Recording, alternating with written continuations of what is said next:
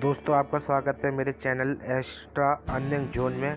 दोस्तों मैं इस वीडियो में आपको बताऊंगा, अगर आप पेटीएम सर्विस एजेंट हैं, अगर आप किसी नए मर्चेंट को बनाते हैं तो मैं जो बताऊंगा इन बातों को ज़रूर ध्यान रखें, क्योंकि पेटीएम टीम ने ही ये बताया है कि किन बातों का ध्यान रखना है, किन का नहीं रखना है।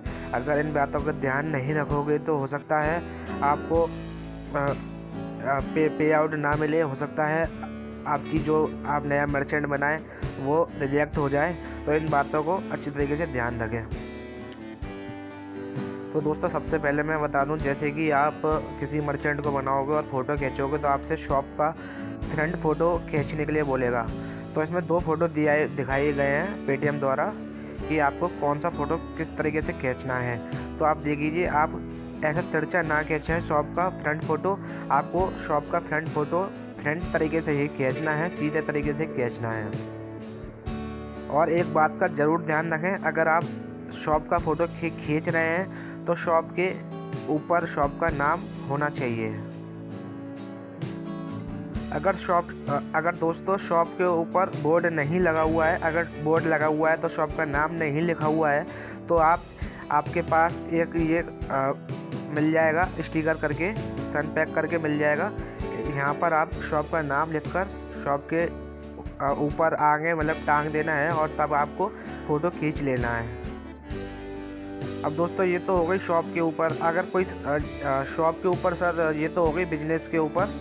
अब बिजनेस, अब मान के चलिए कोई ठेल वाला है या मगर कोई मतलब रोड पे निकलने वाला है, मान के चलिए कोरियर वाला है, उसके पास भी आप मर्चेंट बना रहे हैं, तो उसको आप कैसे वेरीफाइड करवाओगे।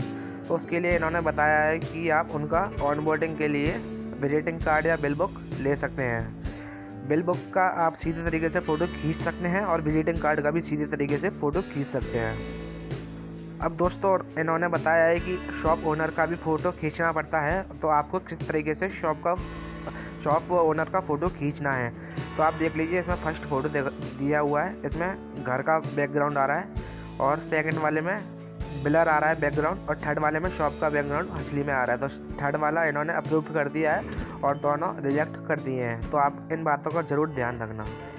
अब दोस्तों मैं बताऊंगा कि बिजनेस एड्रेस प्रूफ के लिए आपको क्या लगाना है, कैसे करना है। तो दोस्तों आपको बिजनेस एड्रेस प्रूफ के लिए अगर शॉप का कर रहे हो, बिजनेस का कर रहे हो, तो आपको रजिस्ट्रेशन सर्टिफिकेट या जीएसटी सर्टिफिकेट या इलेक्ट्रिसिटी बिल लगाना अनिवार्य है। इनमें से एक लगाना अनिवार्य होगा।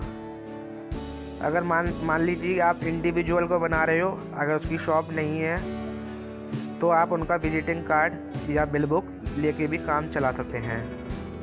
दोस्तों अब मैं बताऊंगा कि आप proof of identity and proof of address के लिए क्या लगाएंगे।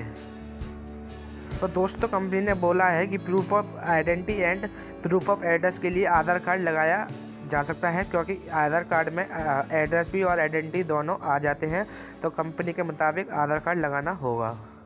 अब दोस्तों एक चीज़ और बता देता हूँ, अगर कस्टमर की केवाईसी हो रखी है और कस्टमर ने यूपीआई लिंक कर रखा है तो आपके लिए कोई दिक्कत वाली बात नहीं होगी। अगर मान के चलिए कि कस्टमर ने यूपीआई लिंक नहीं कर रखी, तो फिर आप कस्टमर का ब्लैंक चेक लगाना होगा, कैंसिल चेक लगाना होगा। इन बातों का आपको ध्यान रखना है। या तो आप कस्टमर की केवाईसी करके यूपीआई अटैच कर लीजिए, नहीं तो आपको कैंसिल चेक लगाना पड़ सकता है। और कैंसिल चेक में भी कंपनी ने बोला है कि साफ कि उसका नाम होना चाहिए, जिसका आप मर्चेंट बना रहे हो, और उसके बैंक का नाम होना चाहिए, आईएफएससी कोड होना चाहिए, पूरा अकाउंट नंबर होना चाहिए, कंपनी की शर्तें के हिसाब से होना चाहिए, नहीं तो रिजेक्ट हो जाएगा। अब दोस्तों कंपनी बताएगी फ़ोटो और QR कोड का कैसे उपयोग करना है। तो दोस्तों कंपनी ने बोला है कि अगर आप दुकान पर QR कोड लगा रहे हैं, किसी ब्रेक वाली मतलब दुकान पर लगा रहे हैं, परमानेंट दुकान पर, तो आप स्टैंडी का यूज़ करके लगाएं, क्योंकि दुकान पर स्टैंडी का यूज़ करके परमानेंटली काम हो जाएगा। अब दोस्तों मैं बताऊंगा कि पेटीएम एक्सेप्टेड जो आपको स्टिकर मिलेंगे उसका इस्तेमाल किस जगह पे करना है, और इन सब के आपको फ़ोटो भी खींचने पड़ते हैं। तो आप ध्यान रखें कि जैसे इसमें बताया जा रहा है इसी तरीके से आप यूज़ करें, नहीं तो आपका रिजेक्ट हो जाएगा। तो आप देख लेना, कंपनी ने बोला है कि पेटीएम एक्सेप्टेड हर स्टिकर आपको शॉप के फ्रंट पे लगाना है। जैसे कस्टमर की एंट्री होती है, एंट्री पे लगा देना है, जिससे कि कस्टमर पढ़ सके पेटीएम एक्सेप्टेड है, तो कस्टमर आपको पेटीएम कर सके।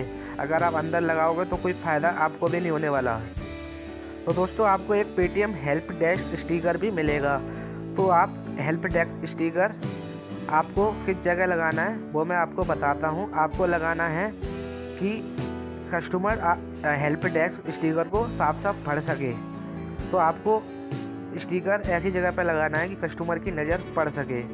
तो इन मैंने काफ़ी सारी बातों का ध्यान रखते हुए आपको काफ़ी सारी चीज़ें बता चुकी हैं। अगर कोई चीज़ मेरे से रह गई होगी तो मैं आगे वीडियो में बता दूंगा। तो वीडियो को लाइक शेयर कमेंट ज़रूर कर देना, और अगर चैनल पर नए हैं तो सब्सक्राइब करके बेल आइकन को ज़रूर दबा देना। जय हिंद, जय भारत।